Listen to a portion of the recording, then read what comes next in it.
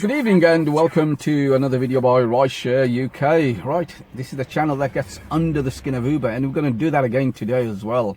Right, I've had a few requests to talk about this, and on today's video what we're going to be talking about is OLA alongside with Mighty Uber, how they are targeting Addison Lee. They want to take them over, and under this video I'll try and explain from my side why I think this is a very good move for anyone who's interested. Well, anyone as in, like, you know, these big massive private hire companies, why you might be interested in taking Addison Lee over. Right, firstly, obviously I'd like to give a quick background to the whole structure of Addison Lee, and obviously we'll progress from there. Now, this is a company that in 2013 was bought out by a group called Carlyle Group, and I think they paid about £300 million for it. And it's always been fascinating to me, this has. Addison Lee, they got a fleet around 5,000 drivers, so probably 1/10 or even less than that of the size of Uber in London. They have other business alongside private hire business. They do coaches. They got a courier business as well alongside. But we'll come back to that later on in the on this video as well. Right, now this was a company that was established in 1975, so some time ago now, by a person called John Griffin.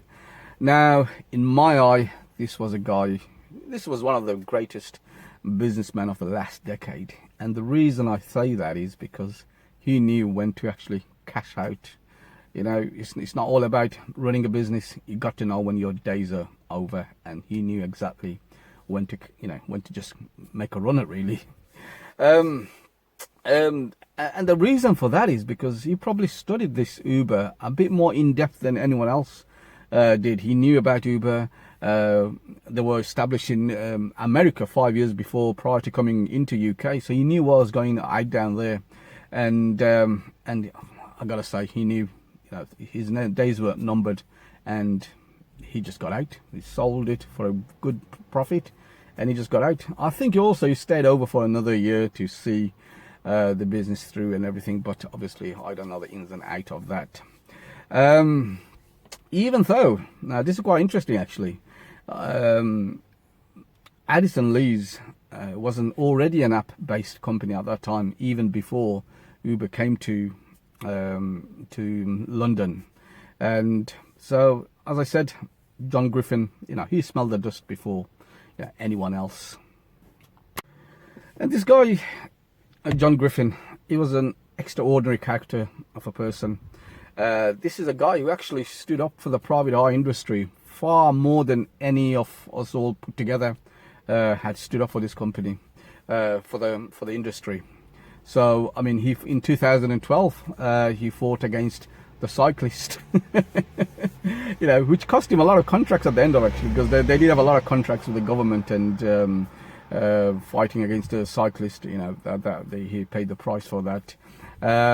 He also actually notoriously told all his drivers to use the bus lanes in London, and and he said, look, you use it and I'll pay the fines for it. So he was quite a charismatic, no nonsense business guy, and not only in business as well. I mean, he was quite tough on the drivers as well at the same time.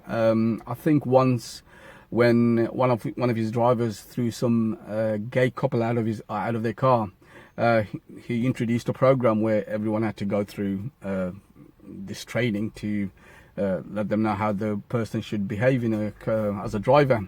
So, you know, he was quite rough actually with drivers, as well as you know, the industry itself out there, the likes of TfL and everything. So, you know, a guy who stood up for the industry a lot more than all of us have done. Now, if we fast forward the businesses to 2017, obviously this is he's gone by now. We're talking about a couple of years ago. Addison Lee lost a tribunal tribunal case which the workers bought, and this basically told them that they have to pay minimum wage, and they have to pay holiday pay to their drivers. So we try and keep that on the back of our mind as well as we go through this. But we all know this, so let's put some flesh to the bone here. Why is Uber interested in buying Addison Lee, or Ola in the same case as well? Now, firstly, would it be because of the 5,000 drivers?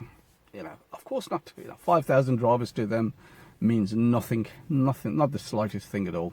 So it's not the drivers they want. Is it the technology, you might ask? No, nowhere near the technology. Uber's technology nowadays measures any technology out there. They're right in the front of the business here. We're on the technology side. So what is it? Let me just see where this is going. Let this one pass. So what is it now? I'll tell you what it is. It's all about branding. It's all about diversifying. It's all about maintaining the front runner status. And also at the same time, we got to remember that Uber now is a public company. It needs to grow. It needs to show an increase of revenue, regardless if it makes a profit or not. It's got to have that approach now as well. So let's take, branding, for instance. How do you brand Addison Lee? Now, this is a flagship London private hire company, and how do we actually make that, we as in how does Uber make it successful?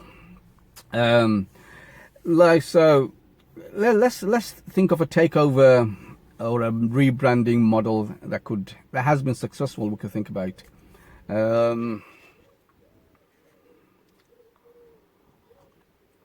How about when Volkswagen took on Skoda in the 80s? So a lot of you guys probably wouldn't even know about this, and what Volkswagen has done to Skoda in that time, I wouldn't be far off to say they'll probably turn the branding of Skoda more successful than their own branding. So this is what the Uber's challenge is. Can they do a Skoda? Well, anyway, I've talked about this 2 years ago. Also, where Uber wants to go. And one of the things I was talking about before was, Uber wants to run their own bus service at the same time, using virtual bus stops. And this is brilliant, actually. Where you actually have virtual bus stops. Why would you want to pay TfL, a bus license, which is going to cost you a lot of money, and then you got everything else that goes off running a bus service, about how you're going to be how strict you have to be. There's expensive fines if you don't meet certain criterias. And why would you want to get TfL involved in all this? So running a bus service using Addison Lee, it's like a money-making tree. Now, okay, let's go back to Addison Lee, and we'll try and say what are they known for, Addison Lee, and how much can Uber really strip them off, and also basically, can Uber purchasing Addison Lee, can they use them and abuse them in a way? And we'll go into a bit of that now. So Addison Lee is probably known for his business customers, as you all know. Now, Uber has been virtually at a complete failure on the business side of running the business, attracting business clientele. Uber business, complete failure. So they might use Addison Lee there to actually brand themselves back again, because Addison Lee on the business side, business clientele side, has been quite successful. So that's one of the things they probably can do as well, you know, create a whole entity identification, you know, under the banner of Addison Lee. The other thing Addison Lee is probably also well known for is obviously its account customers. And again, this is a part where Uber has failed dismally. You know, the account customers, well, they haven't even paid any real concentration into getting any sort of account customers at all. So this will be another platform for them to really excel from. What else are they known for? They're known for the 6-seater black Galaxy. You know, this is very symbolic.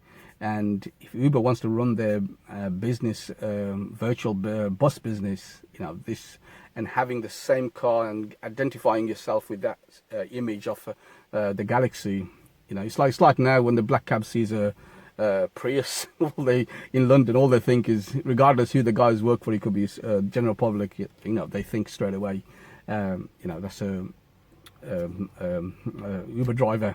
So having a Galaxy, having that symbolic 6-seater Galaxy, running a bus business alongside it, you know, that could be very effectively used. And also at the same time, you know, these 6-seaters and everything, they need to be kept out of the congestion charge areas. So this would even make it more ideal for Uber to use them for these bus services, you know, running on the outer congestion area. And the list actually carries on. You know, we could talk about the courier service, and I mentioned this again in previous videos, how this is an ideal stepping stone for Uber to get into the courier business. And you know, especially with home shopping now, you know, and Uber now having Uber Eats, a delivery service, so they know everything about that needs to be done. Accumulate that with business as well. You know, they could really excel that business as well at the same time. So courier business, Addison Lee, who already has customers and everything, you know, it makes perfect sense. So you know, I hope this video helps. It gives a bit of insight where there is a price tag for this now. Addison Lee will be asking for a price tag. Obviously, Uber will make sure that, you know, whatever price they pay, Addison Lee are kept to that deadline. So, you know, they're kept to their maintaining their account customers, maintaining the courier business to a certain standard. If anything falters, you know, they'll be straight on top of that. You know, and that's what I'm saying. There is a price tag for this. Otherwise, you know, you could easily say, you know, why is Uber doing all this? Why don't they just let Addison Lee die? But you know, as I said, there's a price. There's a reason for that. And that's about it really. I'm just thinking of the time as well. Looking, I don't want to make these videos too long, but I hope that answers the question for you guys. And what I'll do, I'll catch you on the next video as well. Bye bye now.